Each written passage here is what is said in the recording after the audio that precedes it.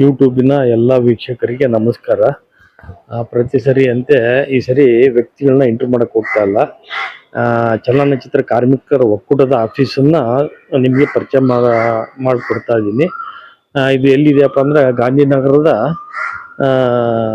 Kanishka hotel ಪಕ್ಕದಲ್ಲಿದೆ ಇದು. So ಇವತ್ತು ನಿಮಗೆ ಆಫೀಸನ್ನ ಸಂಪೂರ್ಣ ಪರಿಚಯ ಮಾಡಿಕೊಡ್ತೀನಿ.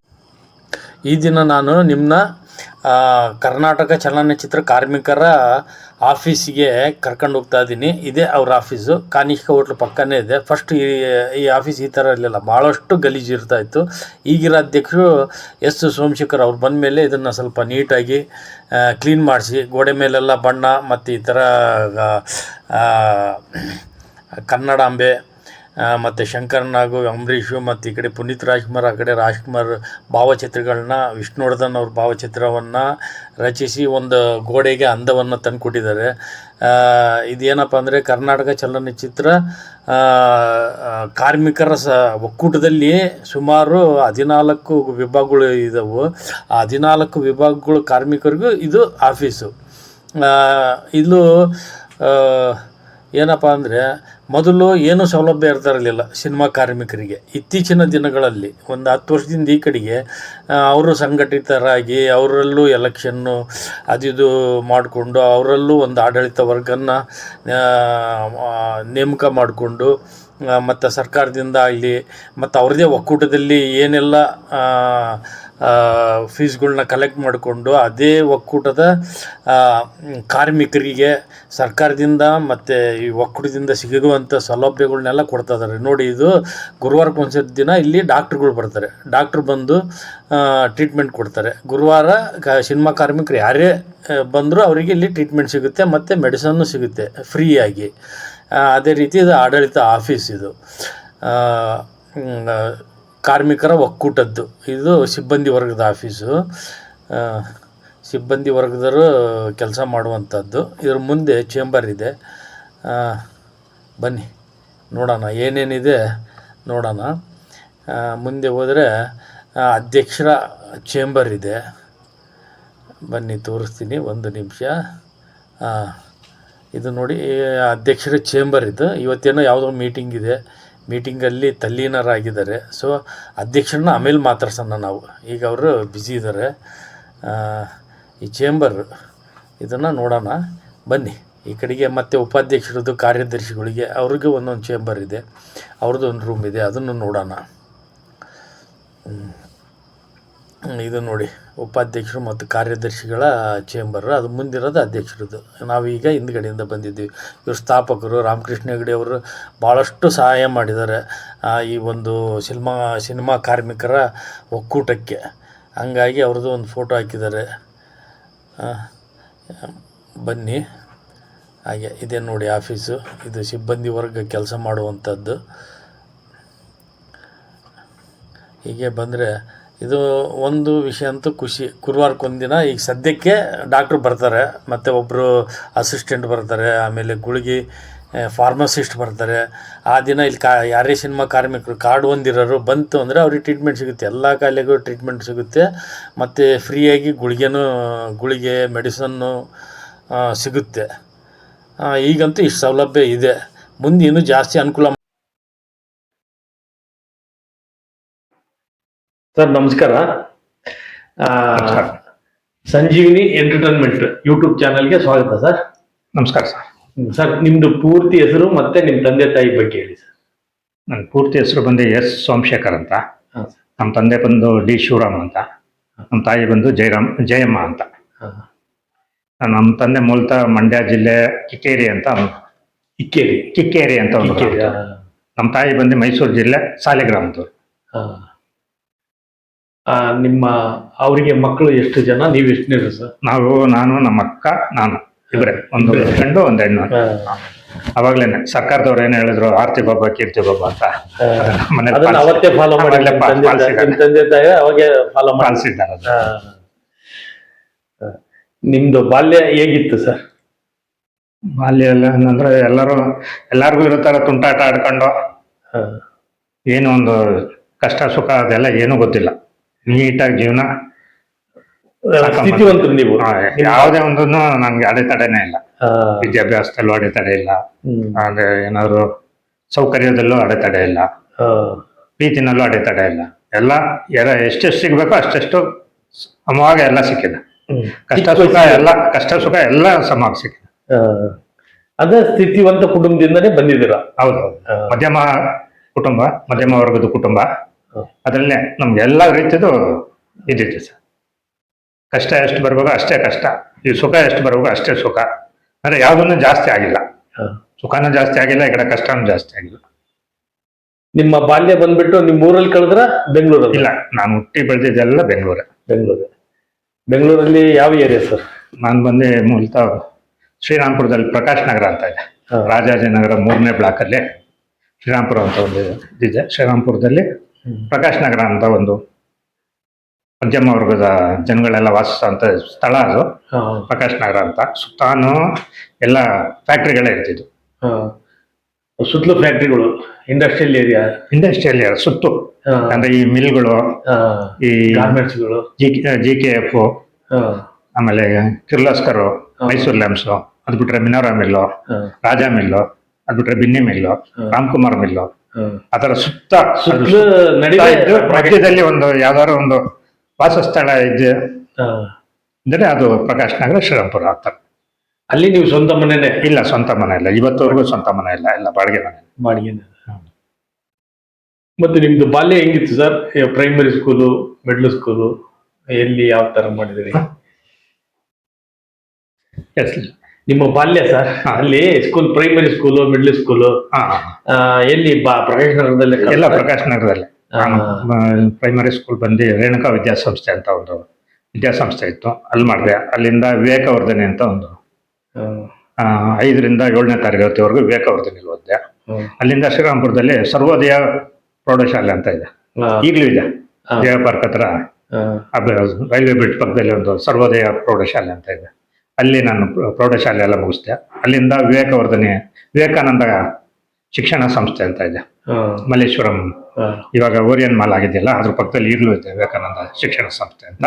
ಅಲ್ಲಿ ನಾನು first year second year PUC ಅಲ್ಲಿ ಮಾಡಿದೆ. ಅಲ್ಲಿಂದ RC ಕಾಲೇಜ್ ಅಂದ್ಬಿಟ್ಟು ನಾನು ಡಿಗ್ರಿಗೆ RC ಕಾಲೇಜ್ ಬಂದೆ, BComಗೆ. ಈಗ ಸ್ಕೂಲಲ್ಲಿ ನೀವು ಸಾಂಸ್ಕೃತಿಕ ಕಾರ್ಯಕ್ರಮಗಳಲ್ಲಿ ಭಾಗವಹಿಸ್ತಾ ಇದ್ರ ಅಥವಾ ಇಲ್ವಾ? ಇಲ್ಲ, ಅಷ್ಟಿಲ್ವಾ. ಸ್ಪೋರ್ಟ್ಸ್ ಅಲ್ಲಿ ಭಾಗವಹಿಸ್ತಾ ಇದ್ದ. ಇದರಲ್ಲಿ ಸಾಂಸ್ಕೃತಿಕ ಕಾರ್ಯಕ್ರಮದಲ್ಲೆಲ್ಲ ತುಂಬಾನೇ ಯಾವ್ದ್ರಲ್ಲೂ ಭಾಗವಹಿಸ್ತಾ ಇರ್ಲಿಲ್ಲ.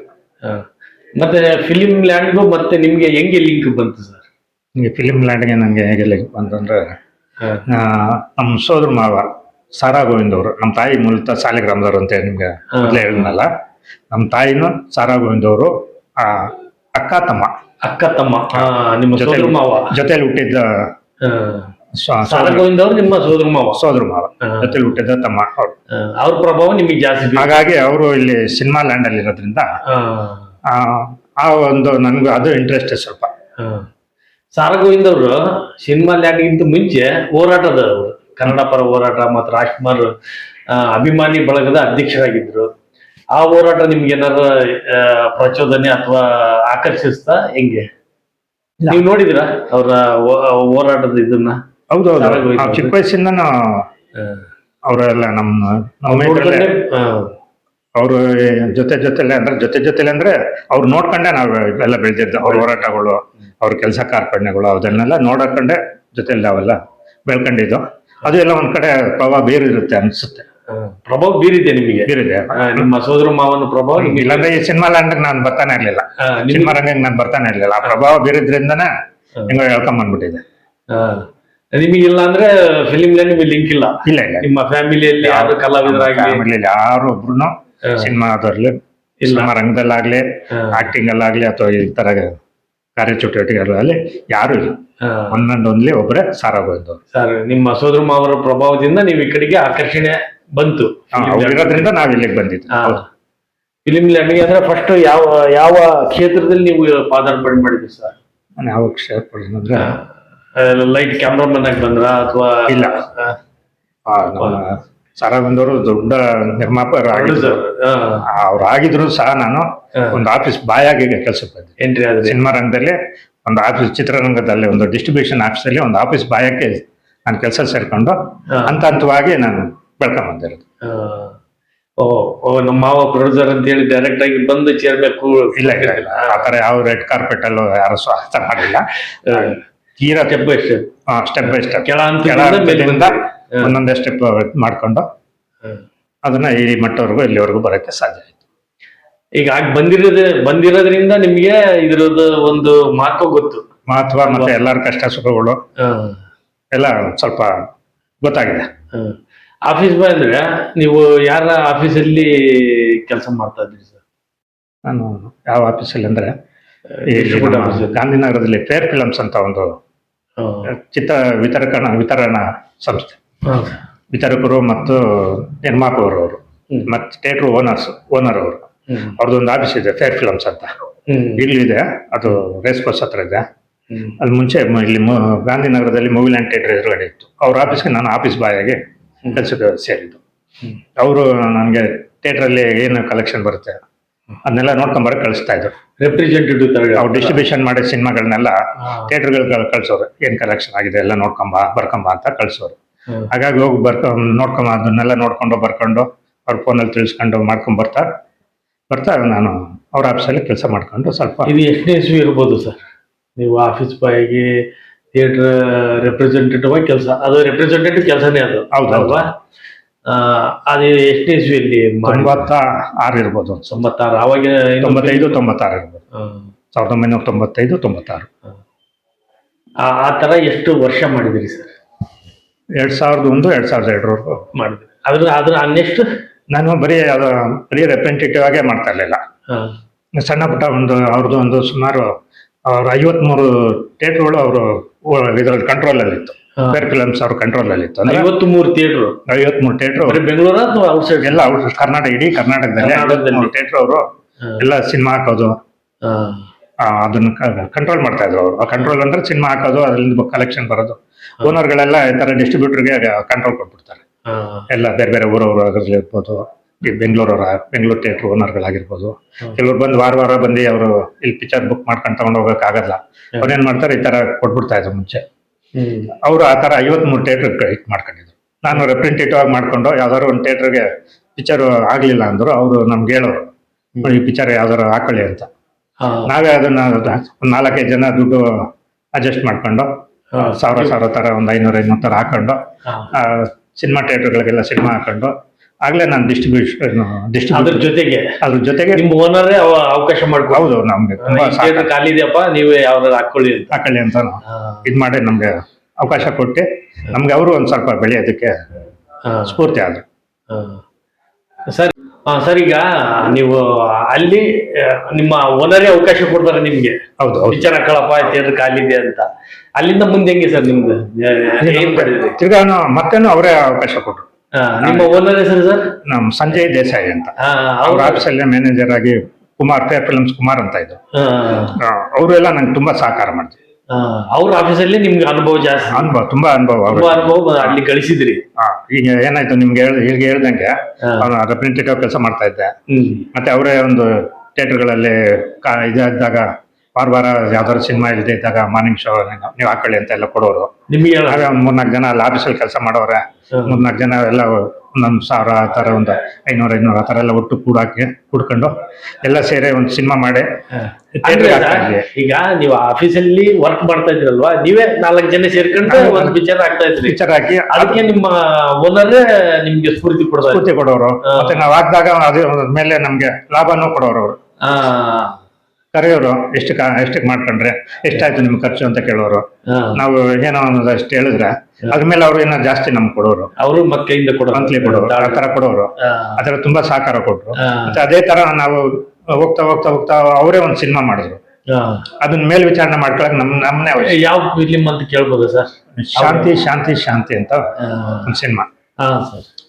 ಆ ಸಿನಿಮಾ ನಿರ್ಮಾಣ ಮಾಡಿದ್ರು. ಅದನ್ನ ಮೇಲ್ವಿಚಾರಣೆಗೆ ನಮ್ಗೆ ಇದ್ ಮಾಡ್ಕೊಟ್ರು. ಅದ್ರ ಮೇಲೆ ವಿಚಾರಣೆ ನೋಡ್ಕೊಳ್ಳಿ ಅಂದ್ಬಿಟ್ಟು ಅವರೇ ತಾನೇ ನಿರ್ಮಾಪಕರು. ಅವ್ರ ಆಫೀಸಲ್ಲಿ ನಾವು ಕೆಲಸ ಮಾಡೋದ್ರಿಂದ ಅದೊಂಥರ ನಮ್ದೇ, ನಾವೇ ಅದಕ್ಕೆ ಓನರ್ ತರ ಫೀಲ್ ನಮ್ಗೆ ಅವಾಗ. ಅಷ್ಟು ಫ್ರೀಡಮ್ ಕೊಟ್ಟಿದ್ರು? ತುಂಬಾನೇ ಫ್ರೀಡಮ್ ಕೊಟ್ಟಿದ್ರು. ಮತ್ತೆ ಅಲ್ಲಿ ಕೆಲಸನೂ ಕಲ್ತ್ರಿ ಎಲ್ಲಾ ವಿಭಾಗದಲ್ಲೂ? ಎಲ್ಲ ವಿಭಾಗದ ಕೆಲಸನೂ ಕಲ್ತ್ವಿ ಅಲ್ಲಿ. ಅದ್ರ ನೆಕ್ಸ್ಟ್ ಸರ್ ನೆಕ್ಸ್ಟ್ ಆ ಥರ ನಾವೊಂದು ಅಲ್ಲಿ ಮೇಲ್ವಿಚಾರಣೆ ಮಾಡಿದಾಗ ಸಿನಿಮಾ ಹೇಗೆ ತಯಾರಾಗುತ್ತೆ ಅನ್ನೋದೆಲ್ಲ ನಮಗೆ ಸ್ವಲ್ಪ ನಾಲೆಡ್ಜ್ ಬಂತು. ಹಾಗೆ ಮುಂದುವರ್ತಾ ಸರಿ ಅವ್ರದ್ದು ಸ್ವಲ್ಪ ಬಿಸ್ನೆಸ್ ಸ್ವಲ್ಪ ಡೌನ್ ಆಗ್ತಾ ಬಂತು. ಅವರು ನಿಮ್ಮ ಓನರ್ದು? ನಮ್ಮ ಓನರ್. ಎಲ್ಲ ಥಿಯೇಟ್ರುಗಳು ತುಂಬ ಕಲೆಕ್ಷನ್ ಕಡಿಮೆ ಆಗ್ತಾ ಇದ್ದಂಗೆ ಥಿಯೇಟ್ರ್ ಓನರ್ಗೆ ಅವರು ಒಂದು ಬಾಡಿಗೆ ಮಾತಾಡ್ಕೊಂಡಿದ್ರು, ಅದನ್ನು ಅವ್ರಿಗೆ ಕೊಡಕ್ಕೆ ಆಗ್ತಾ ಇರಲಿಲ್ಲ. ಅವ್ರು ಅವಾಗ ಏನು ಮಾಡಿದ್ರು, ಅದನ್ನೆಲ್ಲ ಕೈ ಬಿಟ್ರು. ಥಿಯೇಟ್ರು ನಡೆಸೋದನ್ನೆಲ್ಲ ಅವ್ರು ಸ್ವಲ್ಪ ಕೈ ಬಿಡ್ತಾ ಸ್ಟಾಫ್ಗಳು ಕಡಿಮೆ ಆಗುತ್ತಲ್ವಾ, ಹಿಂಗಾಗಿ ಕಡಿಮೆ ಆಗ್ತಾ ಇದ್ದಂಗೆ ನಮಗೂ ಸ್ವಲ್ಪ ಇದಾಗಿತ್ತು, ಹೆಂಗಪ್ಪ ಮುಂದೆ ನಾವೇನ್ ಮಾಡೋದು ಅನ್ನೋ ಥರ. ಇವ್ರದ್ದು ಆಫೀಸ್ ಕ್ಲೋಸ್ ಆಗ್ಬಿಟ್ರೆ ಮತ್ತೆ ನಮ್ದು ಜೀವನ ಹೆಂಗೆ? ಕ್ಲೋಸ್ ಆಗುತ್ತೆ ಅಲ್ಲ, ಅಲ್ಲಿ ಕೆಲಸ ಕಡಿಮೆ ಆದಾಗ ನಾವು ಸುಮ್ಮನೆ ನಾವು ಸಂಬಳ ಕೆಳಗೆ ನಮಗೂ ಒಂಥರ ಮುಜುಗರ. ನಮ್ಗೆ ಗೊತ್ತಾಗುತ್ತಲ್ಲ ಅದೇ ಅದೇ ಅದೇ ಅಲ್ಲಿ ಯಾವ ತರ ಚಟುವಟಿಕೆ ನಡೀತೈತೆ, ನಾವ್ ಹೆಂಗ್ ಇದ್ ಮಾಡೋದು ಅಂದ್ಬಿಟ್ಟು ಮತ್ತೆ ನಾವೇನ್ ಮಾಡೋದು, ನಿಧಾನಕ್ಕೆ ಈ ಕರ್ನಾಟಕ ಚಲನಚಿತ್ರ ಕಾರ್ಮಿಕ ಇವತ್ತು ನಾನು ಇಲ್ಲಿ ಅಧ್ಯಕ್ಷ ಆಗಿದ್ದೇನಲ್ಲ, ಅಲ್ಲಿಗೆ 1998ರಲ್ಲಿ ಸರ್ ಒಂದು ಅಪ್ಲಿಕೇಶನ್ ಹಾಕಿದೆ. ಎಲ್ಲಿಗೆ? ಈ ಸಂಸ್ಥೆಯಲ್ಲಿ ಒಂದು ಅಂಗಸಂಸ್ಥೆ ಇದೆ, ಚಲನಚಿತ್ರ ನಿರ್ಮಾಣ ನಿರ್ವಾಹಕರ ಸಂಘ ಅಂತ ಒಂದು ಅಂಗಸಂಸ್ಥೆ ಇದೆ. ಈ ಸಂಸ್ಥೆಗೆ ಒಕ್ಕೂಟದಲ್ಲಿ ಒಂದು ಅಂಗಸಂಸ್ಥೆ ಇದೆ. ಒಕ್ಕೂಟ ಅಂದ್ರೆ 24 ಸಂಘ ಸೇರಿ ಒಂದು ಒಕ್ಕೂಟ, ಫೆಡರೇಷನ್. ಅಂದ್ರೆ ಫುಲ್ ಫಿಲಿಂ ವರ್ಕರ್ಸ್, ಒಂದು ನಿರ್ಮಾಣ ನಿರ್ವಾಹಕರ ಸಂಘ ಆಗಿರ್ಬೋದು, ನೃತ್ಯಗಾರರ ಸಂಘ ಆಗಿರ್ಬೋದು, ಸಾಹಸ ಕಲಾವಿದರ ಸಂಘ ಆಗಿರ್ಬೋದು, ಮೇಕಪ್ ಅವ್ರ ಸಂಘ ಆಗಿರ್ಬೋದು, ಕಾಸ್ಟ್ಯೂಮ್ ಸಂಘ ಆಗಿರ್ಬೋದು, ನಿರ್ಮಾಣ ಸಹಾಯಕರು ಅಂತಾರೆ, ಪ್ರೊಡಕ್ಷನ್ ಇವರೆಲ್ಲ ಅಸಿಸ್ಟೆಂಟ್ಸ್, ಊಟ ತಿಂಡಿ ಕೊಡೋರು, ಸಹ ಕಲಾವಿದರ ಸಂಘ, ಆತರ ಎಲ್ಲ ಸೇರಿ ಒಂದು 24 ಸಂಘ ಸೇರಿ ಒಂದು ಒಕ್ಕೂಟ, ಫೆಡರೇಷನ್. ಅದರಲ್ಲಿ ನಿರ್ಮಾಣ ನಿರ್ವಾಹಕ ಸಂಘಕ್ಕೆ ನಾನು ಒಂದು ಅಪ್ಲಿಕೇಶನ್. ನಿರ್ಮಾಣ ನಿರ್ವಹಣೆ ಅಂದ್ರೆ ಪ್ರೊಡಕ್ಷನ್ ಮ್ಯಾನೇಜರ್ಸ್. ನಾನು ಸ್ವಲ್ಪ BCom ಇದು ಮಾಡಿದ್ನಲ್ಲ, ಓದಿದ್ನಲ್ಲ, ಅಲ್ಲಿ ಒಂದು ಅಪ್ಲಿಕೇಶನ್ ಹಾಕೊಂಡೆ. ನಂಗೊಂದು ಸಹಾಯಕ ನಿರ್ಮಾಣ ನಿರ್ವಾಹಕರದ್ದು ಒಂದು ನನಗೆ ಮೆಂಬರ್ಶಿಪ್ ಕೊಡಿ ಅಂತ. ಅದು ಹಂತವಾಗಿ ತಳ್ಕೊಂಬಂದು 2000 ಇಸ್ವಿಗೆ ನನಗೆ ಕಾರ್ಡ್ ಕೊಟ್ಟರು. ಒಂದು ಮೆಂಬರ್ಶಿಪ್ ಕೊಟ್ಟರು, ಸಹಾಯಕ assistant manager, production manager, assistant production manager card ನಿಮ್ಗೆ ಸಿಗುತ್ತೆ. ನನಗೆ ಸಿಕ್ತು 2000 ಇಸ್ವಿಗೆ. ಸರ್ 98ರಲ್ಲಿ ಅಪ್ಲಿಕೇಶನ್ ಹಾಕಿ ನಾನು ಏನು ಇದೇ ತರ ಮಾಮೂಲಿ ಅವ್ರದ್ದು ಸ್ವಲ್ಪ ಕೆಲಸ ಡೌನ್ ಆದಾಗ ಆ ಸಂಸ್ಥೆಯಿಂದ ಆಚೆ ಬಂದೆ ಇನ್ನೊಂದು ವಿದ್ಯಾ ಎಂಟರ್ಪ್ರೈಸಸ್ ಅಂದ್ಬಿಟ್ಟು ಆ ಸಂಸ್ಥೆಯಲ್ಲಿ ಕೆಲಸ ಮಾಡ್ಕೊಂಡು, ಮತ್ತೆ ನಮ್ಮ ಸೋದರ ಮಾವ ನಿಮ್ಗೆ ಹೇಳಿದ್ನಲ್ಲ, ಅವರು ಚಿತ್ರ ನಿರ್ಮಾಣ ಮಾಡ್ತಾ ಇದ್ರು. ಅವ್ರು ಚಿತ್ರ ನಿರ್ಮಾಣ ಮಾಡಿದಾಗ ಅವರು ಚಿತ್ರಕ್ಕೆ ಮೇಲ್ವಿಚಾರಣೆ ಮಾಡಕ್ ಹೋಗ್ತಾ ಇದ್ದೆ. ಅವ್ರದ್ದು ಚಿತ್ರ ಎಲ್ಲ ಸ್ಟಾಪ್ ಆದಾಗ. ಯಾವ್ದು ಪಿಕ್ಚರ್ ಸರ್ ಫಸ್ಟ್ ಅವ್ರು ನಿರ್ಮಾಣ ಮಾಡಿದ್ದು? ನಾನು ಹೋಗಿದ್ದು ಚೋರ ಚಿತ್ತ ಚೋರ ಅಂತ. ಚೋರ ಚಿತ್ತ ಚೋರ, ರವಿಚಂದ್ರನ್. ಆ ಪಿಕ್ಚರ್ ನೀವು ಎಂಟರ್ ಆದ್ರಿ ನಿರ್ಮಾಣ ನಿರ್ವಾಹಕರಾಗಿ, ಅಲ್ಲಿ ಮ್ಯಾನೇಜರ್ ಆಗಿ ಅಂದ್ರೆ ಮ್ಯಾನೇಜರ್ ಆಗೋಲ್ಲ, ಮೇಲ್ವಿಚಾರಣೆ ಉಸ್ತುವಾರಿ ಅದೊಂದು ಇದು ಮಾಡಿದೆ. ಅದಾದ್ಮೇಲೆ ಮತ್ತೆ ಕನಸುಗಾರ ಬಂದೆ. ಅದು ಚೋರ ಚಿತ್ತ ಚೋರ ಅರ್ಧ ಸಿನಿಮಾ ಮಾಡಿ ಆಮೇಲೆ ಬಂದ್ಬಿಟ್ಟೆ. ನಂಗೆ ಅದು ಸ್ವಲ್ಪ ಹೊಸದಲ್ವಾ, ಬೆಳಿಗ್ಗೆ 5:30ಗೆ ಎದ್ದೇಳ್ಬೇಕು, ರಾತ್ರಿ 12 ಗಂಟೆವರೆಗೂ ತುಂಬಾ ನಿರ್ಮಾಣ ಮೇಲ್ವಿಚಾರಣೆ ಅಂದ್ರೆ ಅದೇನು ಸಾಮಾನ್ಯ ಅಂತ. ಮೇಲ್ವಿಚಾರಣೆ ಅಂದ್ರೆ ಏನೇನ್ ಕೆಲಸ ಇರುತ್ತೆ ಸರ್ ಫಿಲಿಂ ಅಲ್ಲಿ? ಪ್ರತಿಯೊಂದು ಕೆಲಸನೂ ಮಾನಿಟರ್ ಮಾಡ್ಬೇಕು, ಪ್ರತಿಯೊಂದು ವ್ಯವಸ್ಥೆನೂ ಮಾನಿಟರ್ ಮಾಡ್ಬೇಕು. ಯಾವ ನಾವು ನೆಗ್ಲೆಕ್ಟ್ ಮಾಡಿದ್ರು ಎಡವಟ್ ಆಗುತ್ತೆ, ಅಲ್ಲಿ ಶೂಟಿಂಗ್ ಪ್ರಾಬ್ಲಮ್ ಆಗುತ್ತೆ.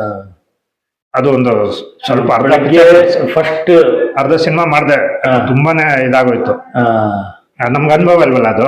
ನಾವಿಲ್ಲಿ ಬೆಳಿಗ್ಗೆ 10 ಗಂಟೆಗೆ ಆಫೀಸ್ ಓಪನ್ ಮಾಡಿದ್ರೆ 6-7 ಗಂಟೆಗೆ ಬಾಗ್ಲು ಹಾಕೊಂಡು ಸೀದಾ ಮನೆಗೆ ಹೋಗ್ತಾ ಇದ್ವಿ.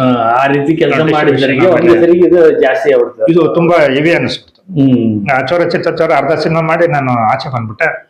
ಆಮೇಲೆ ತಿರ್ಗಿ ಇದೇ ರೀತಿನ ವಿಜಯ್ ಅಲ್ಲಿ ಸೇರ್ಕೊಂಡು ರೆಪ್ರೆಸೆಂಟೇಟಿವ್ ಆಗಿ ಮತ್ತೆ ಆಫೀಸಲ್ಲಿ ಮಾಡಿದ್ರಿ. ಥಿಯೇಟರ್ಗಳಿಗೆ ಸಿನಿಮಾಗಳು ಕೊಡ್ಸೋದು ಆ ಥರ ಎಲ್ಲ ಮಾಡ್ಕೊಂಡು ಇದು ಮಾಡ್ತಾ ಇದ್ದೆ. ಒಂದು ಒಳ್ಳೆ ದಿವಸ ಕನಸುಗಾರ ಅಂತ ಒಂದು ಸಿನಿಮಾ ಮಾಡಿದ್ರು ನಮ್ಮ ನಮ್ಮ ಅವರು ಸಾರ ಗೋವಿಂದ್ ಅವರೇ ಕನಸುಗಾರ ಅಂತ ಸಿನಿಮಾ ಸ್ಟಾರ್ಟ್ ಮಾಡಿದ್ರು. ಅದಕ್ಕೆ ನನ್ನೇ ಮೇಲೆ ಉಸ್ತುವಾರಿ ನೋಡ್ಕೊಳಕ್ಕೆ ಕರೆದ್ರು.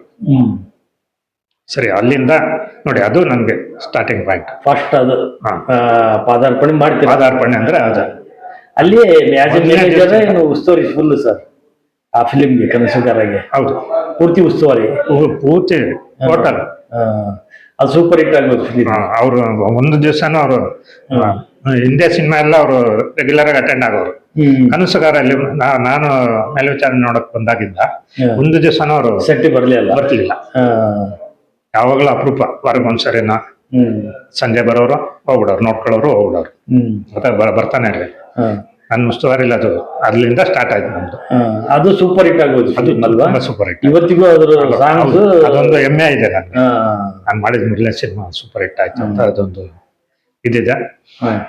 ಅದು ಅಲ್ಲಿಂದ ನಾನು ನಿರ್ಮಾಣನವರ ಇದಕ್ಕೆ ಪ್ರೊಡಕ್ಷನ್ ಮ್ಯಾನೇಜರ್ ಆಗಿ 2001 ನಾನು ಇಲ್ಲಿ ಮೆಂಬರ್ಶಿಪ್ ಬಂತು. ಅದು ಇಟ್ಕೊಂಡು ಬೇರೆ ಬೇರೆ ಸಿನಿಮಾಗಳೆಲ್ಲ ಬೇರೆ ಬೇರೆ ಕಂಪನಿ. ಅದ್ರ ನೆಕ್ಸ್ಟ್ ಯಾವ ಫಿಲಿಮ್ ಮಾಡಿದ್ರಿ ಸರ್? ಕನಸುಗಾರ ಆದ್ಮೇಲೆ? ಕನಸುಗಾರ ಆದ್ಮೇಲೆ ನಾನು ಅವ್ರದ್ದೇ ಸಿನಿಮಾ ಇನ್ನ ಸುಮಾರು ನಡೀತು. ಅವ್ರದ್ದೇ ರೆಗ್ಯುಲರ್ ಅವ್ರದಲ್ಲೇ ಹೋಗ್ತಾ ಇದ್ದೆ, ಜಾಸ್ತಿ ಬೇರೆ ಹೊರಗಡೆಗೆ ಮಾಡ್ತಾ ಇರಲಿಲ್ಲ. ಹಾಗೂ ಅಲ್ಲಿ ನಮ್ಮ ಪರಿಚಯ ಇರೋರು ಬೇರೆಯವರೆಲ್ಲ ಕರೆಯೋರು, ಅವಾಗ ಅವ್ರದ್ದು ಹೋಗಿ ಮಾಡ್ತಾ ಇದ್ವಿ. ಅಂದ್ರಲ್ಲಿ ನಂದಿ ಅಂತ ಒಂದು ಸಿನಿಮಾ ಮಾಡಿದೆ, ವಿಜಯ ಎಂಟರ್ಪ್ರೈಸ್ ಅಂತ ಹೇಳಿದ್ನಲ್ಲ, ಅವರು ಸಿನಿಮಾ ಮಾಡಕ್ ಇದು ಮಾಡಿದ್ರು. ಅವರು ಸಂಸ್ಥೆಯಲ್ಲಿ ಮಾಡಿದೆ. ಆ ಥರ ಸುಮಾರು ಸಂಸ್ಥೆಯಲ್ಲಿ ಕೆಲಸ ಮಾಡಿದೆ. ರವಿಚಂದ್ರನ್ ಸರ್ ಅವ್ರ ಕಂಪ್ನಿಯಲ್ಲೂ ಕೆಲಸ ಮಾಡಿದೆ. ಈಶ್ವರಿ ಪ್ರೊಡಕ್ಷನ್ ಅಲ್ಲಿ ಅಟವಾದಿ ಅಂತ. ಅಟವಾದಿ ನೀವು ಸರ್ ಪ್ರೊಡಕ್ಷನ್ ಆ ಥರ ಇರ್ಬೋದು. ಅದೆಲ್ಲ ಹೋಗಿ ಕೆಲಸ ಮಾಡ್ಕೊಂಡು ಬರ್ತಾ ಇದ್ವಿ. ಸುಮಾರು ಕೆಲಸ ಮಾಡಿದ್ದೀನಿ. ಒಂದು 60 ಸಿನಿಮಾ ಇಲ್ವ ಇವತ್ತವರೆಗೂ ಮಾಡಿದ್ದೀನಿ ಎಲ್ಲ. ಈಗ ನಮಗೆ ಸರ್ ಪ್ರೊಡಕ್ಷನ್ ಮ್ಯಾನೇಜರ್ ಅಂದ್ರೆ ಅವ್ರ ಕೆಲಸ ಏನಿರುತ್ತೆ ಸರ್ ಒಂದು ಫಿಲಿಮ್ ಅಲ್ಲಿ? ಅದು ಹೇಳಿದ್ನಲ್ಲ, ಬೆಳಿಗ್ಗೆಯಿಂದ ಅಂದ್ರೆ ಮೊದಲಿನಿಂದ ಹಿಡಿದು ಕೊನೆವರೆಗೂ ನಾವೆಲ್ಲ ಮಾನಿಟರ್ ಮಾಡ್ಬೇಕು. ಬೆಳಿಗ್ಗೆ ಸ್ಟಾರ್ಟ್ ಆಗೋದ್ರಿಂದ ಹಿಡಿದು ಎಂಡ್ ಆಗೋವರೆಗೂ ನಮ್ದು ಅಲ್ಲಿ ಪಾತ್ರ ಇರುತ್ತೆ. ನಾವು ಒಂದ್ರಲ್ಲಿ ಏನಾರು ನೆಗ್ಲೆಕ್ಟ್ ಮಾಡಿದ್ರು ಎಡವಟ್ ಆಗ್ಬಿಡುತ್ತೆ. ಲೊಕೇಶನ್ ಬುಕ್ ಮಾಡ್ಬೇಕು, ಡೇಟ್ ಹೇಳ್ಬೇಕು, ಮತ್ತೆ ಅಲ್ಲಿನ ವ್ಯವಸ್ಥೆಗಳು ನೋಡ್ಬೇಕು, ಆರ್ಟಿಸ್ಟ್ಗಳಿಗೆ ಗಾಡಿಗಳ ವ್ಯವಸ್ಥೆ ಮಾಡ್ಬೇಕು, ಅಲ್ಲಿ ಲೊಕೇಶನ್ ಅಲ್ಲಿ ಪ್ರಾಪರ್ಟಿಗಳು ಕ್ಯಾಮ್ರಾಗೆ ಇವಾಗೆಲ್ಲ ಡಿಜಿಟಲ್ ಬಂದ್ಬಿಟ್ಟೈತೆ. ನಿಮ್ಗೆ ಗೊತ್ತಿಲ್ಲಂಗೆ ಇವಾಗೆಲ್ಲ ಡಿಜಿಟಲ್ ಅಲ್ಲ, ರೀಲ್. ಆ ರೀಲ್ ಅವತ್ತಿಗೆ ಎಷ್ಟು ಬೇಕು ಅನ್ನೋದೆಲ್ಲ ನಾವು ನೋಡ್ಕೊಂಡಿರ್ಬೇಕು. ಅದು ಪ್ರೊಡಕ್ಷನ್ ಮ್ಯಾನೇಜರ್. ಹೌದು, ಪ್ರೊಡಕ್ಷನ್ ಮ್ಯಾನೇಜರ್ ಅಂದ್ರೆ ಪ್ರೊಡಕ್ಷನ್ ಮ್ಯಾನೇಜರ್ ಕೆಲಸ ಅಲ್ಲ ಅದು, ಕ್ಯಾಮ್ರಾ ಅವರು ಮತ್ತೆ ಅಸೋಸಿಯೇಟ್ ಡೈರೆಕ್ಟರ್ದು. ಬಟ್ ಅವ್ರನ್ನ ನಾವು ಮಾನಿಟರ್ ಮಾಡ್ಬೇಕು. ನೋಡ್ಕೊಂಡ್ರ ಆಯ್ತಾ ಅಂತ ನಾವು ನೋಡ್ಕೋಬೇಕು, ಖಾಲಿ ಆಗೋದಿದ್ರೆ ತಂದು ಕೊಡ್ಬೇಕು. ಹೌದು, ಅವ್ರ ಹತ್ರ ನಾವು ಮೊದ್ಲೇ ಕೇಳ್ಬೇಕು. ಇನ್ನು 1 ಕ್ಯಾನ್ 2 ಕ್ಯಾನ್ ಐತೆ ಅನ್ನೋದಾಗಲೇ ನಾವು ಮಿಕ್ಕಿದ ಅರೇಂಜ್ ಮಾಡ್ಬೇಕು. ತುಂಬಾ ಜವಾಬ್ದಾರಿ. ಆಮೇಲೆ ಸಂಜೆ ಹೋಗೋರ್ಗೆ ಎಲ್ರಿಗೂ ಬಾಟಗಳು ಕೊಡೋದು, ಎಲ್ಲರಿಗೂ ಪೇಮೆಂಟ್ ಕೊಡ್ಬೇಕು. ಮತ್ತೆ ಊಟ ತಿಂಡಿ ವ್ಯವಸ್ಥೆ ಅರೇಂಜ್ ಮಾಡ್ಬೇಕು. ಇಷ್ಟು ಜನ ಅವ್ರೆ, ಒಂದ್ ದಿವಸ 40 ಜನ ಇರ್ತಾರೆ, ಒಂದ್ ದಿವಸ 80 ಜನ ಆಗೋಗ್ತಾರೆ, ಒಂದ್ ದಿವಸ 105 ಜನ ಆಗೋಗ್ತಾರೆ. ಅವ್ರಿಗೆಲ್ಲ ಊಟ ತಿಂಡಿ ಎಲ್ಲ ವ್ಯವಸ್ಥೆ ಮಾಡ್ಬೇಕು. ಅದನ್ನ ಹೇಳ್ಬೇಕು. ಊಟ ತಿಂಡಿ ವ್ಯವಸ್ಥೆ ಮಾಡೋರು ಬೇರೆಯವ್ರು ಇರ್ತಾರೆ, ಬಟ್ ಅವ್ರಿಗೆಲ್ಲ ನಾವೇ ಮಾನಿಟರ್ ಮಾಡ್ಬೇಕು. ನೋಡಿ ಇವತ್ತು ಇಷ್ಟು ತರಬೇಕು, ನೀನು ಹಿಂಗ್ ಮಾಡ್ಬೇಕು, ಇಷ್ಟು ಜನ ಇರ್ತಾರೆ ಅಂತ ಅವ್ರಿಗೆ ಹೇಳಿದಾಗ ಅವರು ಅದಕ್ಕೆ ಪ್ರಿಪೇರ್ ಆಗ್ತಾರೆ. ಎಲ್ಲ ಪಾತ್ರನು ಪ್ರೊಡಕ್ಷನ್ ಮ್ಯಾನೇಜರ್ ಅವ್ರವ್ರ ಕೆಲಸ ಅವ್ರವ್ರು ಮಾಡ್ತಾರೆ. ನಾವ್ ಹೇಳಿದ್ರೆ ಅವ್ರವ್ರ ಕೆಲಸ ಅವ್ರವ್ರು ಮಾಡ್ಕೊಂಡ್ಬಿಡ್ತಾರೆ. ಒಟ್ಟು ನೀವು ನಿಂತ್ಕೊಂಡ್ರೆ ಅಲ್ಲಿ ಕೆಲಸ ಮಾಡ್ತಾರೆ ಅವರು. ಇಲ್ಲಪ್ಪ ಅಂದ್ರೆ ಮ್ಯಾನೇಜರ್ ಮೇಲೆ ಮ್ಯಾನೇಜರ್ ಮೇಲೆ ಅದು ಆಬ್ವಿಯಸ್ಲಿ ನಾವು ಪ್ಲೇಸ್ ಅಲ್ಲಿ ಇದ್ದಾಗ ಅದನ್ನೇ ಮಾಡೋದು. ಹೌದು, ಅದು ನಾವು ಅರ್ಥ ಮಾಡ್ಕೊಬೇಕು ಅಷ್ಟೇ. ಬೇರೆ ಅವ್ರದ್ದು ತಪ್ಪು ಇವ್ರದ್ದು ತಪ್ಪು ಅಂತ ಆ ಜವಾಬ್ದಾರಿ ಇರೋರು ಅದನ್ನ ವಹಿಸ್ಬಿಡ್ಬೇಕು, ಜವಾಬ್ದಾರಿ ನಿಭಾಯಿಸ್ಬಿಡ್ಬೇಕು. ಸುಮ್ನೆ ಅವ್ರು ಮಾಡ್ತಾನೆ ಅಂತ ಕುಂತ್ಕೊಳ್ಳೋದಲ್ಲ. ಒಂದ್ಸರಿ ಮಾಡ್ತಾರೆ, ಯಾರು ಪಾಪ ಇದ್ ಮಾಡೋದಿಲ್ಲ. ಆದ್ರೂ ನಾವು ಅವ್ರನ್ನ ಒಂದ್ಸರಿ ಮಾನಿಟರ್ ಮಾಡ್ಬೇಕು. ಅಕಸ್ಮಾತ್ ಮರ್ತ್ಬಿಡ್ತಾರೆ. ಅಂದ್ರೆ ಅತಿ ವಿದ್ಯಾವಂತರು ಅಂತವ್ರನ್ನ ಪ್ರೊಡಕ್ಷನ್ ಮ್ಯಾನೇಜರ್ ಮಾಡೋದು. ಯಾರನ್ನು ಇದು ಮಾಡಲ್ಲ. ಬೇರೆ ಬೇರೆ ಡಿಪಾರ್ಟ್ಮೆಂಟ್ ಅಲ್ಲೆಲ್ಲ ಅನ್ಎಜುಕೇಟೆಡ್ ಗಳು ಇರ್ತಾರೆ, ವಿದ್ಯಾವಂತರೆಲ್ಲ ಇರ್ತಾರೆ. ಅವ್ರನ್ನ ಜ್ಞಾಪಿಸ್ಬೇಕಲ್ಲ ನಾವು. ಅವ್ರು ಮಾಡ್ತಾರಂತೆ ನಾವು ಸುಮ್ಮನೆ ಇದ್ಬಿಡೋದಕ್ಕಾಗಲ್ಲ. ನಾವೆಲ್ಲ ಮಾಡ್ಬೇಕು. ಆತರ ಮಾಡ್ಕೊಂಡು ಇವತ್ತವರೆಗೂ ನಾವ್ ಯಾವ್ದು ಏನ್ ಕಂಪ್ಲೇಂಟ್ಸ್ ಬಂದಿಲ್ಲ. ನಾಳೆ ಪ್ರೋಗ್ರಾಮ್ ಇವತ್ತೇ ಎಲ್ಲ ಪಕ್ಕ ಮಾಡ್ಬಿಟ್ಟು 2 ದಿವಸದ ಇವತ್ತೇ ರೆಡಿ ಮಾಡಿ ಇಟ್ಕೊಂಡ್ಬಿಡ್ತಾ ಇದ್ವಿ. ಅಷ್ಟು ತುಂಬಾ ಕಾನ್ಶಿಯಸ್ ಆಗಿ ಕೆಲಸ ಮಾಡಿದ್ವಿ, ಜವಾಬ್ದಾರಿಯಿಂದ. ನಮ್ದು ಇದು ಕೆಲಸ ನಾವು ಇದು ಮಾಡಿರೋದು. ಅದ್ರ ನೆಕ್ಸ್ಟ್ ಏನ್ ಸರ್, ನೀವೀಗ ಪ್ರೊಡಕ್ಷನ್ ಮ್ಯಾನೇಜರ್ ಆದ್ಮೇಲೆ ನೀವು ನೆಕ್ಸ್ಟ್ ಯಾವ್ದಕ್ಕೆ ಎಂಟರ್ ಆದ್ರಿ? ಪ್ರೊಡಕ್ಷನ್ ಮ್ಯಾನೇಜರ್ ಆಗಿ ನೀವು ಎಷ್ಟು ಫಿಲಿಮ್ಸ್ ಮಾಡಿರಿ? ಅದೇ 60 ಸಿನಿಮಾ ಮಾಡಿದ್ವಿ. 60 ಫಿಲಿಮ್. ಅದು 60 ಫಿಲಿಮ್ ಆದ್ಮೇಲೆ ಮತ್ತೆ ನೆಕ್ಸ್ಟ್ ಯಾವ್ದಕ್ಕೆ ಬಂದ್ರಿ? 60 ಸ್ಟಿಲ್ ಈಗಲೂ ಮಾಡ್ತಾ ಇದ್ದೇನೆ, ಪ್ರೊಡಕ್ಷನ್ ಮ್ಯಾನೇಜರ್ ಆಗಿ ಮಾಡ್ತಾ ಇದ್ದೇನೆ. ಬಟ್ ಒಕ್ಕೂಟದ ಅಧ್ಯಕ್ಷ ಅಧ್ಯಕ್ಷ ಆಗಿದ್ದೇನಲ್ಲ. ಈ ಸರಿ ಆಯ್ಕೆ ಆದ್ರಿ ನೀವು? ಹೌದು, ಈ ಸರಿ ಆಯ್ಕೆ ಆಯ್ತು. 1 ವರ್ಷ ಆಯ್ತು ಇವತ್ತಿಗೆ. ಹಾ. ಇನ್ನೊಂದು ಈ ವಾರ ಕಳೆದ್ರೆ 1 ವರ್ಷ ಆಗುತ್ತೆ. 1 ವರ್ಷ ಆಗುತ್ತೆ. ಪ್ರೊಡಕ್ಷನ್ ಅಧ್ಯಕ್ಷರ ಅವಧಿ ಎಷ್ಟು ವರ್ಷ ಸರ್? 3 ವರ್ಷ ಇರುತ್ತೆ. 3 ವರ್ಷ. 3 ವರ್ಷ ಇರುತ್ತೆ. ಈ ಅಧ್ಯಕ್ಷರಿಗೆ ಮಾನದಂಡ ಏನು ಸರ್? ಮಾನದಂಡ ಅಂದ್ರೆ ಈ ಇದಕ್ಕೆ ಸಂಸ್ಥೆಗೆ ಮೆಂಬರ್ ಆಗಿರ್ಬೇಕು. ಎಲ್ಲ ಅಂಗಸಂಸ್ಥೆಗಳಂತ ಇರ್ತೈತಲ್ಲ, ಅಂಗಸಂಸ್ಥೆಗಳಲ್ಲಿ ಮೆಂಬರ್ ಆಗಿ ಒಂದು 25 ವರ್ಷ ಆಗಿರ್ಬೇಕು. ಅಲ್ಲಿ ಅಧ್ಯಕ್ಷ ಆಗಿರ್ಬೇಕು, ಕಾರ್ಯದರ್ಶಿ ಇಲ್ಲ ಖಜಾಂಚಿ ಆ ಥರ ಆಗಿರ್ಬೇಕು. ಆ ಥರ ಇದ್ರೆ ಇಲ್ಲಿ 3 ವರ್ಷಕ್ಕೊಂದ್ಸರಿ ಚುನಾವಣೆ ನಡೆದಾಗ ಅಲ್ಲಿ ಪೋಸ್ಟ್ ಅಲ್ಲಿ ಇದ್ರೆ ಇಲ್ಲಿ ಚುನಾವಣೆ ನಿಂತ್ಕೋಬೇಕು. ಈಗ ನಾನು ಸ್ಟಿಲ್ ಪ್ರೊಡಕ್ಷನ್ ಮ್ಯಾನೇಜರ್ ಅವರಲ್ಲಿ ನಾನು ಅಧ್ಯಕ್ಷ ಆಗಿದ್ದೀನಿ. ಪ್ರೊಡಕ್ಷನ್ ಅವ್ರದ್ದು ಸಂಘಕ್ಕೆ ನೀವು ಅಧ್ಯಕ್ಷ ಆಗಿದ್ದೀನಿ ಈಗ. ಹೌದು. ಹಾಗಾಗಿ ನಾನು ಇಲ್ಲಿ ಅಧ್ಯಕ್ಷ ಆಗಕ್ಕೆ ನನಗೆ ಅಧ್ಯಕ್ಷ ಆಗಕ್ಕೆ ನನಗೆ ಇಲ್ಲಿ ಅವಕಾಶ ಸಿಕ್ತು. ಈಗ ಈ ಒಕ್ಕೂಟದ ಪ್ರೊಡಕ್ಷನ್ ಮ್ಯಾನೇಜರ್ ಸಂಘಕ್ಕೆ ಹೇಳಿದ್ನಲ್ಲ ನಿಮ್ಗೆ, ಯಾವ ಅವಧಿಯಲ್ಲಿ ಆಗಿದ್ದೀನಿ? ಅದೇ 2001ರಲ್ಲಿ ನಾನು ಇಲ್ಲಿ ಇದಾದೆ. ನನಗೆ ಕಾರ್ಡ್ ಕೊಟ್ಟರು 2001ರಲ್ಲಿ. 2001ರಲ್ಲಿ ಕಾರ್ಡ್ ಕೊಟ್ಟು ನಾನು ಈಗ 60 ಪ್ರೊಡಕ್ಷನ್ ಮ್ಯಾನೇಜರ್ ಕೆಲಸ ಮಾಡ್ತಾ ಇದ್ದೆ. ಅಂದ್ರೆ ನಾನು ನಿಮ್ಗೆ ಒಂದು ಹೆಜ್ಜೆ ಹೇಳ್ಬಿಡ್ತೀನಿ. ಈ ಒಕ್ಕೂಟದ ಒಳಗಡೆ ಜಾಸ್ತಿ ಬರ್ತಾ ಇರ್ಲಿಲ್ಲ. ನಮ್ಮದೇ ಸಂಸ್ಥೆ ಇತ್ತು. ಅದೇ ನೀವೇ ಸಪರೇಟ್ ಸಾರಾಗೊಂದು ನಮ್ಮ ಮಾವ ಅಂತ, ಸೋದ್ರ ಮಾವ ಅಂತ, ಅವ್ರದೇ ಒಂದು ಸಂಸ್ಥೆ ಇತ್ತು. ಆ ಸಂಸ್ಥೆ ಅಷ್ಟೇ ನನಗೆ. ಅಲ್ಲೇ ಈ ಕಡೆ ಆಚೆ ಪ್ರಪಂಚನೇ ಗೊತ್ತಿಲ್ಲ. ಅವರೇ ವರ್ಷಕ್ಕೆ ನಿಮ್ಮ ಸೋದರ ಮಾವ ಸಾರಾಗೋವಿಂದ ಅವ್ರ ಸಂಸ್ಥೆ ಹೆಸರು ಏನ್ ಸರ್? ಅವ್ರದ್ದು ಆಫೀಸ್ ಹೆಸರು ಏನೋ ಇದಲ್ವಾ? ತನು ಚಿತ್ರ ಅಂದ್ಬಿಟ್ಟು ತನು ಚಿತ್ರ ಬಂದು ನಾನು ಅದೇ ಪ್ರಪಂಚ. ಆಚೆ ನಾನು ಏನು ನನ್ಗೆ ಬರ್ತಾನೆ ಇರ್ಲಿಲ್ಲ ಆಚೆ. ಅದಷ್ಟೇ ನೋಡ್ಕೊಂಡು ಸುಮ್ಮನೆ ಅಲ್ಲೇ ಇರ್ತಾ ಇದ್ದೆ. ಅಲ್ಲೇ ಮನೆಟ್ಟು ಮಾಡ್ಕೊಂಡು ಅಲ್ಲೇ ನಾನೊಂಥರ ಅಲ್ಲೇ ನಿಮ್ಮ ಸಮಸ್ಯೆ ಒಳಗೆ ನೀವು ಇದ್ಬಿಟ್ಟಿದ್ದೀರಿ. ಯಾರು ಜಾಸ್ತಿ ಜನ ಗೊತ್ತಿಲ್ಲ, ಹೊರಗಡೆ ಕಾಂಟ್ಯಾಕ್ಟ್ ಇರ್ಲಿಲ್ಲ. ಜಾಸ್ತಿ ಜನ ಅಲ್ಲಿ ಕೆಲಸ ಮಾಡೋರು ನಮ್ಮ ಮಾವರ ಸಾರಾಗೋವಿಂದ ಅವ್ರ ಹತ್ರ ಯಾರು ಜಾಸ್ತಿ ಇದೇ ಮಾಡ್ತಾ ಇರ್ಲಿಲ್ಲ. ದುಡ್ಡು ಕಾಸು ಸಿನಿಮಾ ಕೆಲಸ ಮಾಡಿದವರು ದುಡ್ಡು ಕಾಸ್ಗಾಗ್ಲಿ ಬೇರೆ ಇನ್ನೊಂದಕ್ಕಾಗ್ಲಿ ಏನಕ್ಕೂ ಅವ್ರ ಹತ್ರ ಹೋಗ್ತಾ ಇರ್ಲಿಲ್ಲ. ಎಲ್ಲ ನಮ್ಮ ಮೇಲೆ ಡಿಪೆಂಡ್ ಆಗಿ ನಮ್ ಥ್ರೂನೆ ಅಲ್ಲಿ ನಾವೇ ಒಂಥರ ನಿರ್ಮಾಪಕ ಆಗ್ಬಿಟ್ಟಿದ್ದೆ. ಪ್ರೊಡ್ಯೂಸರ್ ಟೈಪ್ ನಾನೇ ಅಲ್ಲಿ. ನನ್ನೇ ಬರೀ ಸಾರಾಗೋವಿಂದ ಯಾರು ನೋಡ್ತಾ ಇರ್ಲಿಲ್ಲ. ಎಲ್ಲ ಬಂದು ನನ್ನೇ ಫಸ್ಟ್ ತನು ಚಿತ್ರದಲ್ಲಿ ನನ್ನೇ ಎಲ್ಲ ಬಂದು ಇದ್ ಮಾಡೋರು. ಒಟ್ಟು ಎಷ್ಟು ಫಿಲ್ಮ್ ಏನೇ ಕಷ್ಟ ಸುಖ ಇದ್ರು ಏನೇ ಇದ್ದಿದ್ರು ನನ್ನೇ ಫಸ್ಟ್ ಬಂದು ಇದು ಮಾಡೋರು. ಹಾಗಾಗಿ ನಂಗೆ ಆಚೆ ಪ್ರಪಂಚನೇ ಗೊತ್ತಾಗ್ತಾ ಇರ್ಲಿಲ್ಲ. ಅಲ್ಲೇ ಇದ್ಬಿಟ್ಟಿದ್ದೆ. ಇಲ್ಲಿ ಒಳಗಡೆ ಬಂದಿದ್ದೆ ನಾನು 2011ಕ್ಕೆ. ಈ 2011ಕ್ಕೆ ಇಲ್ಲಿ ಒಳಗಡೆ ಬಂದಿದ್ದೆ. 2001ರಿಂದ 2011ರವರೆಗೂ ನೀವು ಬರೀ ಒಳಗೆ ಅಲ್ಲೇ ಚಿತ್ರ ಬಿಟ್ರೆ ಬೇರೆ ಇನ್ನೊಂದು ಬೇರೆ ಸಂಸ್ಥೆಗಳು ಆತರ ಮಾಡ್ಕೊಂಡು ಈ ಸಂಘ ಸಂಸ್ಥೆ ಅನ್ನೋದು ಬರ್ತಾ ಇರ್ಲಿಲ್ಲ. ಅದೇನು ಫಾರ್ಮಾಲಿಟೀಸ್, ಮೀಟಿಂಗ್ ಬರ್ಬೇಕಾಯ್ತು, ಮೀಟಿಂಗ್ ಬರ್ತಾ ಇದ್ವಿ. ಇಲ್ಲೇನೋ ಒಂದ್ ಸ್ವಲ್ಪ ದುಡ್ಡು ಕಟ್ಬೇಕಾಯ್ತು, ಕಟ್ತಾ ಇದ್ವಿ. ಎಲೆಕ್ಷನ್ ಟೈಮ್ ಬರ್ಬೇಕಾಯ್ತು, ಬಂದು ಓಟ್ ಹಾಕ್ಬಿಟ್ಟು ಹೋಗ್ಬಿಡ್ತಾ ಇದ್ವಿ. ಆತರ ಎಲ್ಲ ಮಾಡ್ಕೊಂತ ಇದ್ವಿ. ಈ ರಾಜಕೀಯಕ್ಕೆ ಬಂದಿಲ್ಲ. ರಾಜಕೀಯ ಅಲ್ಲ, ಈ ವ್ಯವಸ್ಥೆ ಒಳಗಡೆ ಬಂದಿರ್ಲಿಲ್ಲ. ಇಲ್ಲಿ ಏನ್ ನಡೀತಾ ಇದೆ ಏನು ಅನ್ನೋದು ಒಂದು ಏನು ತಿಳ್ಕೊಂತಾರೆ. ಇಲ್ಲೇ ನಮ್ಗೆ ಸಫಿಶಿಯಂಟ್ ಆಗೈತಲ್ಲ ಅಂತ 2011 ಇಲ್ಲಿ ಒಳಗಡೆ ಬಂದಾಗ್ಲೇ ಇಲ್ಲಿ ಕಾರ್ಮಿಕರ ಕಷ್ಟ ಗೊತ್ತಾಗಿದ್ದೀನಿ. ಅದೆಲ್ಲ ನನ್ಗೆ ಅವಾಗ ಗೊತ್ತಾಗ್ತು. ಏನಿದೆ ಇವರೆಲ್ಲ ಇಷ್ಟೊಂದು ಕಷ್ಟ ಪಡ್ತಾ ಇದ್ದಾರೆ. ಕಷ್ಟಪಟ್ಟವ್ರಿಗೆ ಪ್ರತಿಫಲ ಸಿಗಲ್ಲ. ಸುಮ್ಮನೆ ಮೇಲೆ ಇದ್ ಮಾಡೋರ್ಗೆ ಇದ್ ಮಾಡ್ಕೊಂಡು ಹೋಗ್ತಾರೆ. ಇಲ್ಲ ತರ ತುಂಬಾ ಇಲ್ಲಿ ವ್ಯತ್ಯಾಸಗಳಿತ್ತು. ನಿಮಗೆ ಅದು ಕಾಣಿಸ್ತ ಸರ್? ಅದೆಲ್ಲ ತುಂಬಾ ಪರಿಣಾಮನೇ ಬೀಳ್ತು ನಿಜವಾಗ್ಲು. ಕಷ್ಟಪಡೋರ್ಗೆ ಇಲ್ಲಿ ದುಡ್ಡು ಇಲ್ವಲ್ಲ, ಆದ್ರೆ ದುಡ್ಡು ಐತೆ, ಅವ್ರು ಕೊಡ್ತಾ ಇಲ್ಲ, ಅವ್ರಿಗೆ ಸಿಗ್ತಾ ಇಲ್ಲ, ಅವಕಾಶ ಇಲ್ಲ. ಬೇರೆ ಅವಕಾಶವಾದಿಗಳು ದುಡ್ಡು ಹೊಡ್ಕೊಂಡು ಹೋಗ್ತಾ ಇರ್ತಾರೆ. ಕಷ್ಟ ಯಾರಿಗೋ ಬೀಳಿಸ್ತಾರೆ, ದುಡ್ಡು ಯಾರೋ ಹೊಡ್ಕೊಂಡು ಹೋಗ್ತಾರೆ. ಏನಿದು ಈ ತರ ವ್ಯವಸ್ಥೆ ಐತಲ್ಲ.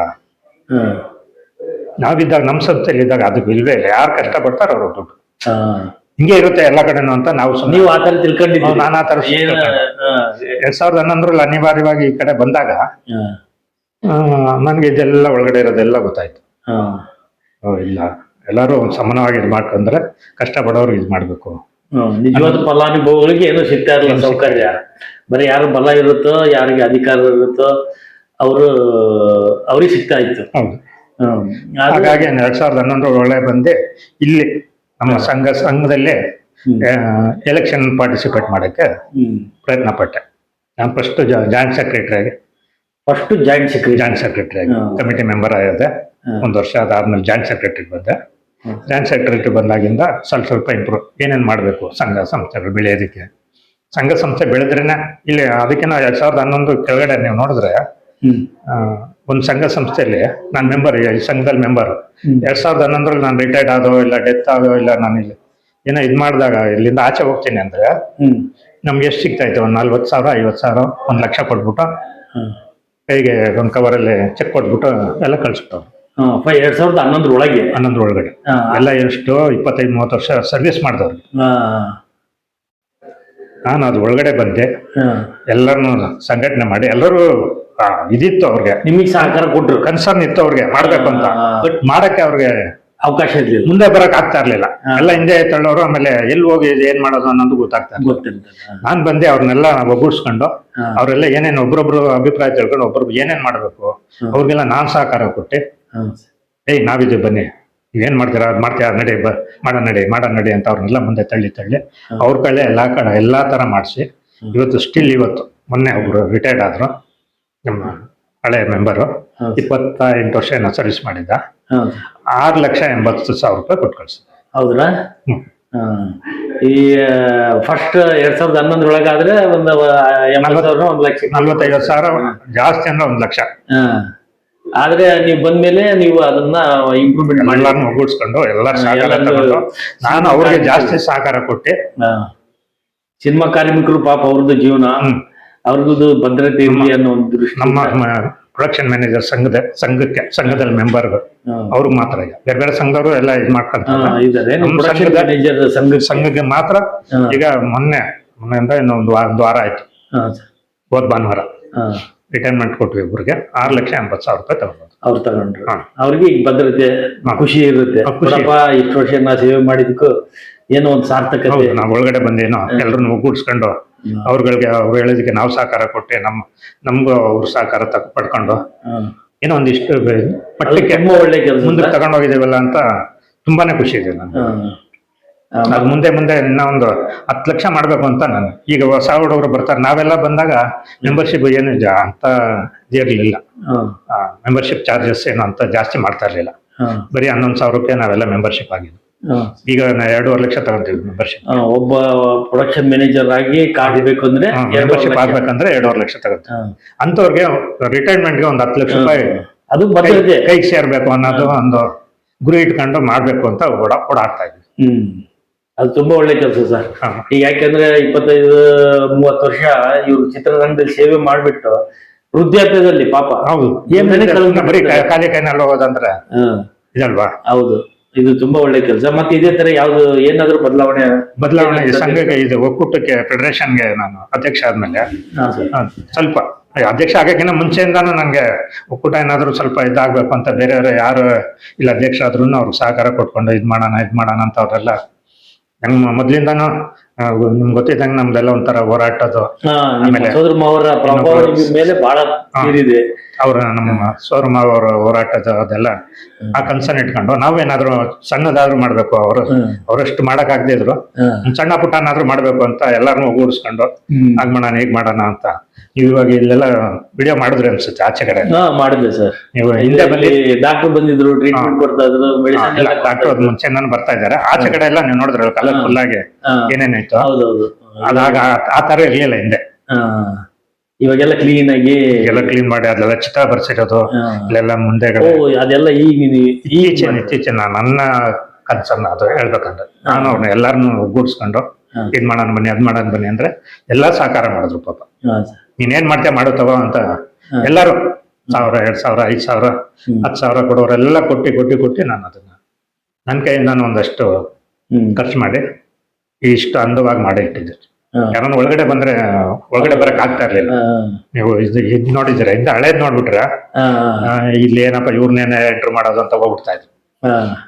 ಇವ್ರೆ ಇಷ್ಟೊಂದು ಗಲೀಜ್ ಆಗೋರು, ಈಗಂತೂ ಬಹಳ ನೀಟಾಗಿದೆ, ಒಳ್ಳೆ ಗಲೀಜ್ ಆಗಿ ಇವ್ರನ್ನೇನೆ ಎಂಟ್ರ್ ಮಾಡೋದು ಅಂತ. ನಿಜ ಒಂದು ಯಾವ್ದೋ ಒಂದು MLC ಆಫೀಸಿಗೆ ಬಂದಂಗ ಆಯ್ತು ಆಕ್ಚುಲಿ ನಮ್ಗೆ. ಈ ಚಿತ್ರಕಲೆಗೆ ಆಪ್ಟ್ ಆಗಿರೋ ತರ ಒಂದು ವ್ಯವಸ್ಥೆ ಮಾಡ್ಕೊಂಡಿದ್ದೆ. ಆತರ ಮಾಡಿದ್ದೀನಿ. ಆಮೇಲೆ ಅದಾದ್ಮೇಲೆ ಈಗ ನೀವು ಡಾಕ್ಟರ್ ನೋಡಿದ್ರಲ್ಲ, ಇವರು ವಾರಕ್ಕೆ ಒಂದ್ಸಲಿನೇ ಬರ್ತಾ ಇರೋದು. ಗುರುವಾರ ಬರ್ತಾರೆ. ಆಗಿಂದ ಬರ್ತಾ ಇದ್ದಾನೆ. ಒಂದು 10-12 ವರ್ಷದಿಂದ ಬರ್ತಾ ಇದ್ದಾನೆ. ನಾನು ಈಗ ನಮ್ಮ ಕೇಂದ್ರ ಮಂತ್ರಿ ಅವ್ರನ್ನೆಲ್ಲ ಮೀಟ್ ಮಾಡಿ ಎಲ್ಲ ಮಾತಾಡಿ ದಿನ ಇಲ್ಲೇ ವಾರಕ್ಕೆ 5 ದಿವಸ, ಶನಿವಾರ ಭಾನುವಾರ ಬಿಟ್ಟು ಸೋಮವಾರದಿಂದ ಶುಕ್ರವಾರದವರೆಗೂ ದಿನ ಇಲ್ಲೇ ಡಾಕ್ಟ್ರು ಮೆಡಿಸಿನ್ ಕೊಡೋ ತರ ಒಂದು ವ್ಯವಸ್ಥೆ ಮಾಡೋಣ ಅಂತ ಎಲ್ಲ ಮಾತಾಡಿದ್ದೀನಿ. ಒಂದು ಚಿಕ್ಕ ಹಾಸ್ಪಿಟ್ಲೇ, ಡಿಸ್ಪೆನ್ಸರಿ ಕೇಂದ್ರ ಸರ್ಕಾರದ ಒಂದು ವೆಲ್ಫೇರ್ ಕಮಿಷನರ್ ಆಫೀಸಿಂದ ಕಾರ್ಮಿಕರಿಗೋಸ್ಕರ ಒಂದು 5 ದಿವಸ ಡಾಕ್ಟರ್ ಇಲ್ಲೇ ಇರೋ ತರ ಒಂದು ವ್ಯವಸ್ಥೆ ಮಾಡಿದ್ದೀನಿ. ಅದು ಬೋರ್ಡ್ ಇಟ್ಟಿದ್ದಾರೆ ಸೆಂಟ್ರಲ್ ಗೌರ್ಮೆಂಟ್ ಅಲ್ಲಿ. ಆ ಬೋರ್ಡ್ ಅಲ್ಲಿ ಪಾಸ್ ಆಗಿದ ತಕ್ಷಣ ಅದೊಂದು ವ್ಯವಸ್ಥೆ ಆಗುತ್ತೆ. ಅದು ನನ್ನ ಪೀರಿಯಡ್ ಅಲ್ಲಿ ಆಗುತ್ತೆ ಅಂತ ನನಗೊಂದು ಇದಿದೆ.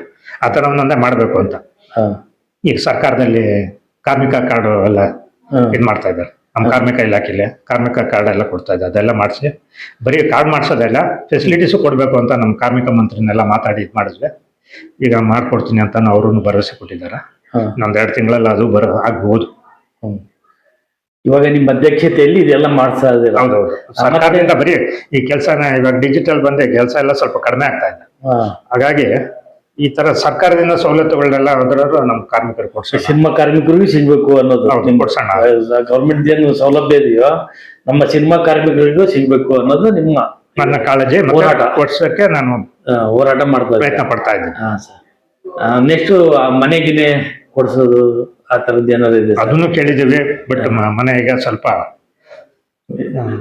ಮೊನ್ನೆ ಸಿದ್ದರಾಮಯ್ಯ ಅವರು ಇದ್ದಾಗ ಹೇಳಿದ್ರು, ಏನೋ ಒಂದು ಗುಂಪು ಮನೆ ಅಂತ, ಗ್ರೂಪ್ ಹೌಸಿಂಗ್ ಏನೋ ಇದು ಮಾಡ್ತೀನಿ ಅಂತ. ಸ್ಲಮ್ ಬೋರ್ಡ್ ಸ್ಲಮ್ ಬೋರ್ಡ್ ಅಲ್ಲ, ರಾಜೀವ್ ಗಾಂಧಿ ವಸತಿ ಇದರಲ್ಲಿ ಒಂದು ಗುಂಪು ಮನೆ ಅಂದ್ರೆ ಗ್ರೂಪ್ ಹೌಸ್ ಅಂತ ಏನೋ ಮಾಡ್ಕೊಡ್ತೀನಿ ಅಂತ ಹೇಳಿದ್ರು. ಬಟ್ ಏನಾಯ್ತು ಅಂದ್ರೆ ಅವರು ಇಳಿದಿದ್ದಾರೆ. ಈಗ ನಮ್ಮ ಮನೆ ಶ್ರೀ ಡಿ.ಕೆ. ಶಿವಕುಮಾರ್ ಅವ್ರು ಬಂದಿದ್ದಾರೆ. ಅವ್ರ ಹತ್ರ ಹೋಗಿ ಮನವಿ ಮಾಡಿ ಪ್ರಯತ್ನ ಪಟ್ಟು ಒಂದು ಸಿಂಗಲ್ ಬೆಡ್ರೂಮ್ ಆದ್ರೂ ಒಂದು ನಮ್ಮ ಕಾರ್ಮಿಕರಿಗೆ ಒಂದೊಂದು ಫ್ಲಾಟ್ ಕೊಡ್ಸೋಣ ಅಂತ ವ್ಯವಸ್ಥೆ ಮಾಡ್ತಾ ಇದ್ದೀವಿ. ಫಸ್ಟ್ ಸಿನಿಮಾ ಕಾರ್ಮಿಕರಿಗೆ ಅಂದ್ರೆ ಭದ್ರತೆನೇ ಇರ್ಲಿಲ್ಲ, ಏನೋ ಬರ್ತಾ ಇದ್ರು ಕೆಲಸ ಮಾಡ್ಕೊಂಡು ಹೋಗ್ತಾ ಇದ್ರು. ಈಗ ನೀವು ನಿಮ್ಮ ಗಮನಕ್ಕೆ ಸಣ್ಣ ಮಟ್ಟಿಗೆ ಈಗ ಶುರುವಾಗಿದೆ ಭದ್ರತೆ. ನಾನು ಕಾರ್ಮಿಕ ಇಲಾಖೆ ಕಾರ್ಡ್ ಅಂತ ಹೇಳಿದ್ನಲ್ಲ, ಅದೊಂದು ಕಾರ್ಡ್ ಮಾಡಿಸ್ಕೊಟ್ರೆ ಆಕ್ಸಿಡೆಂಟ್ ಆದ್ರೆ 1 ಲಕ್ಷ ರೂಪಾಯಿ ಕೊಡ್ತಾರೆ. ಏನೋ ಮನೆಯಲ್ಲಿ ನಮ್ಮ ಮಕ್ಳುಗಳು ಕಾರ್ಮಿಕರ ಮಕ್ಳು ಮದುವೆ ಆದ್ರೆ 50,000 ರೂಪಾಯಿ ಆ ಥರ ಏನೇನೋ ಒಂದೊಂದೇ ಸಣ್ಣದು ಈಗಲಿಂದ ಈಗ ಸ್ಟಾರ್ಟ್ ಮಾಡ್ತಾ ಇದ್ವಿ. ಅದ್ ಮುಂದೆ ಇನ್ನ ದೊಡ್ಡದಾಗೆ ಬೆಳೆಯುತ್ತೆ ಅಂತ ನಂದೊಂದು ಇದು ಗುರಿ. ಅದನ್ನ ದೊಡ್ಡದಾಗಿ ಬೆಳೆಸ್ಬೇಕು, ದೊಡ್ಡದಾಗ ಅವ್ರಿಗೆ ಒಂದು ಭದ್ರತೆ ಸಿಗ್ಬೇಕು ಅಂತ ನನ್ನ ಇರೋದು ಒಂದೇ. ಸರ್ಕಾರದಿಂದ ನಾನು ಬೇರೆ ಏನು ಅವ್ರು ನಮ್ಮ ಕಾರ್ಮಿಕರು ಅದು ಕೊಡಿಸ್ತೀನಿ ಇದು ಕೊಡಿಸ್ತೀನಿ ಹಿಂಗೆ ಚಂದ್ರತ ಇಂದ್ರ ಇದೆಲ್ಲ ತೋರ್ಸಲ್ಲ. ಅವ್ರಿಗೆ ಏನಂದ್ರೆ ಅವ್ರ ಮಕ್ಳಿಗೆ ವಿದ್ಯಾಭ್ಯಾಸ ಸಿಗ್ಬೇಕು, ಅವ್ರಿಗೆ ಹೆಲ್ತ್ ಆರೋಗ್ಯ ಇದೆರಡು ಅವ್ರಿಗೊಂದು ಮಾಡ್ಕೊಡ್ಬೇಕು ಅಂತ ನನ್ಗೊಂದು ಗುರಿ ಇದೆ. ಅದೊಂದು ಪ್ರಯತ್ನ ಪಡ್ತಾ ಇದ್ದೀನಿ.